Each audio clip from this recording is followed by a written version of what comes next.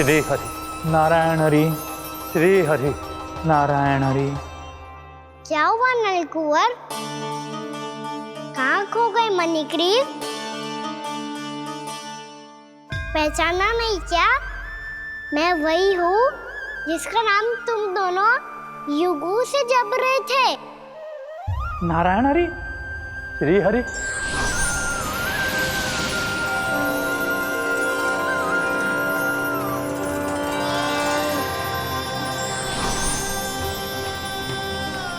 प्रभु वसुदेवसुतं देवं कंसचाणूरमर्दनम्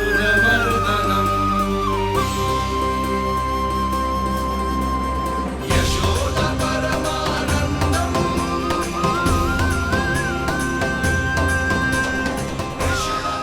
प्रभु, आपने हम पापी भाइयों को दर्शन देकर हमारा उद्धार कर दिया। प्रभु, हम हैं तो श्री कुबेर देव के पुत्र, किंतु हम इतने सौभाग्य के योग्य नहीं हैं।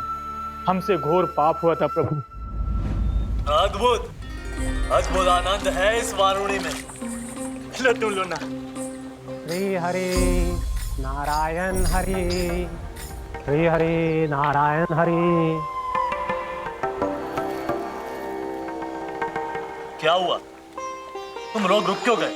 लगता है इन्हें आनंद चखाना पड़ेगा नलकुंवर।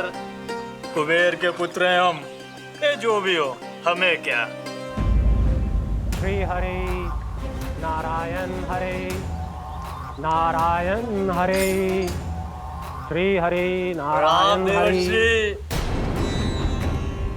नलकुबर, मणिग्रीव, बुद्धि भ्रष्ट हो गई है क्या? या फिर इतने उन्मत्त हो गए हो कि तुम्हें ये बात का भी ध्यान नहीं है कि पूरी तरह नग्न हो? हाँ है तो। तुम दोनों को तनिक लज्जा भी नहीं है। उन्मत्त हाथियों की तरह जल क्रीड़ा कर रहे हो। ये भी भूल गए तुम कि श्री कैलाश से बहने वाली पवित्र मां मंदाकिनी की गरिमा और मर्यादा को भंग कर रहे हो। ऐसी कौन सी मर्यादा भंग कर दी हमने देवर्षि? तो आप चाहते हैं कि हम लज्जित हो, पर किस लिए देवऋषि? केवल इसलिए कि हमें सुंदर और बलिष्ठ धन प्राप्त हुआ है, या फिर इसलिए कि हमारे पास अथाह धन है, सुख सुविधा का साधन है, जिससे आप वंचित हैं देवर्षि? इन तामसिक विचारों पर और इस दुष्कृत्य पर लज्जा आनी चाहिए तुम दोनों को। लज्जा आनी चाहिए अपने अभिमान पर। तुम दोनों का जन्म कुबेर के वंश में इसलिए नहीं हुआ कि अपना जीवन मदिरा और भोग विलास में व्यर्थ कर दो। यदि तुम्हें इस जीवन का सौभाग्य मिला है तो इसलिए ताकि तुम कुछ परोपकार कर पाओ, समाज का, विश्व का कल्याण कर पाओ। अरे देवऋषि, हम कल्याणी तो कर रहे हैं यहाँ पे। इन स्त्रियों का, इस मदिरा का और इस जीवन का।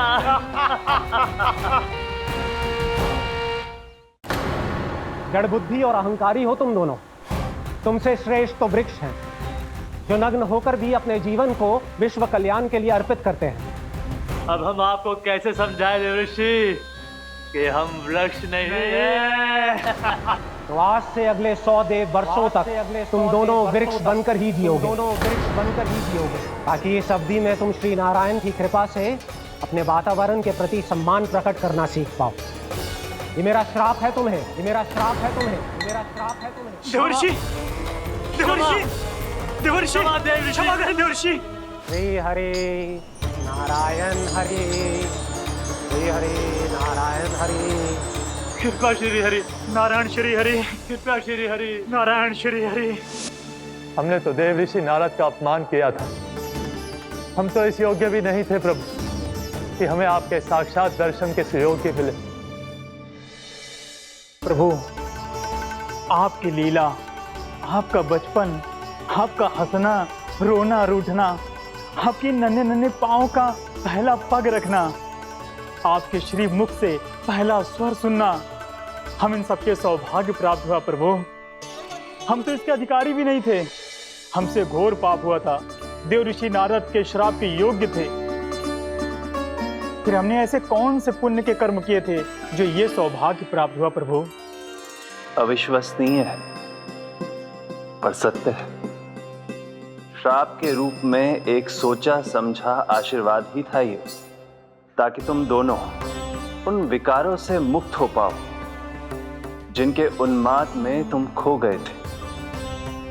एक बार सूर्य से साक्षात्कार हो जाए तो फिर किसी की आंखों में अंधकार वास नहीं कर सकता। ठीक उसी प्रकार जब किसी को ऐसे सद्भक्त से मिलने का सौभाग्य प्राप्त हो जाए जो अपने आराध्य के प्रति पूरी तरह समर्पित हो, तो फिर वो भाग्यशाली सांसारिक वस्तुओं के आकर्षण से या किसी भी प्रकार के अन्य विकारों से ग्रस्त नहीं रह सकता। तुम दोनों भी मुनि नारद के आशीर्वाद के कारण अपने सभी विकारों से मुक्त हो चुके हो। अब तुम स्वर्गलोक लौट सकते हो। नहीं श्री हरि, हम यहीं रहना चाहते हैं, गोकुल में, आपकी भक्ति की छत्र छाया में प्रभु। पर शीघ्र ही मैं सेम्बिया नहीं रहूंगा, इसीलिए अब तुम भी जाओ और अपने कर्तव्यों का पालन करो। मेरी भक्ति की इच्छा तुम्हारे हृदय में जाग चुकी है। अब कभी भी तुम अपने पद से नहीं भटकोगे। आप धन्य हैं श्री कृष्ण, आप धन्य हैं नारायण, आप धन्य हैं श्री कृष्ण, आप धन्य हैं नारायण।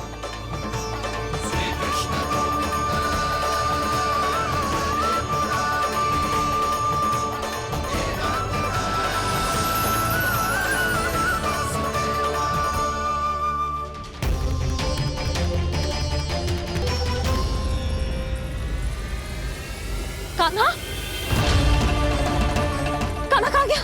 ओह, मैंने ये तो सोचा ही नहीं कि ये सब देखकर भैया क्या सोचेगी। कान्हा!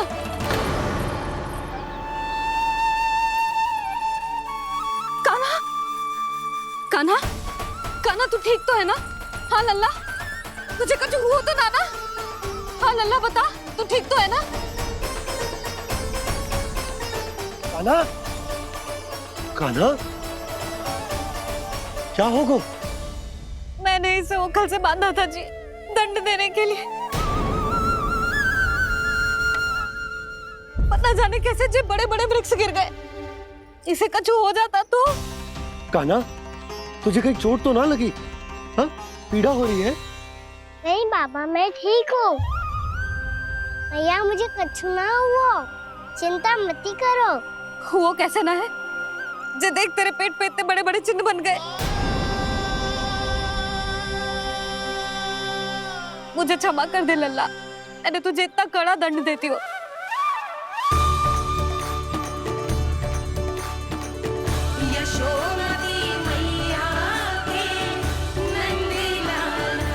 बोल अपनी भैया क्षमा करेगा ना?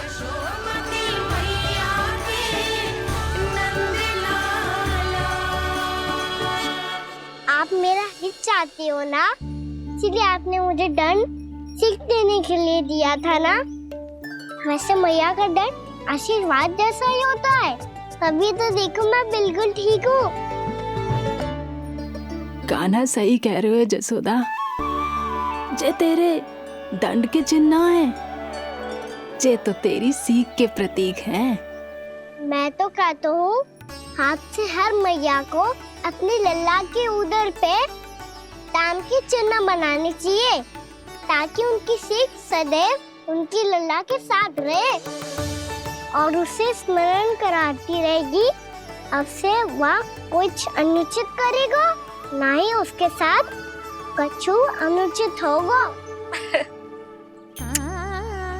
एक बार के दंड में इतना सयाना हो गया तू?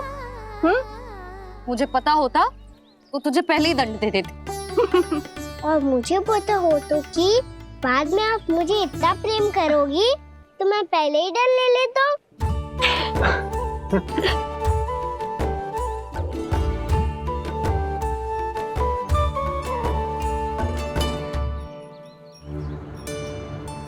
पर जे इतने विशाल और बलशाली वृक्ष अपने आप गिरे कैसे? बाबा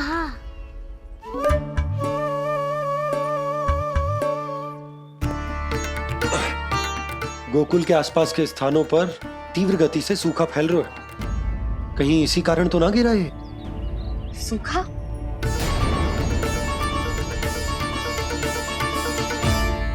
आज तो बाबा ने बचा लिया, नहीं तो आप मैया को क्या उत्तर देते प्रभु कि कैसे पहुँचे यहाँ और कैसे गिरे ये वृक्ष?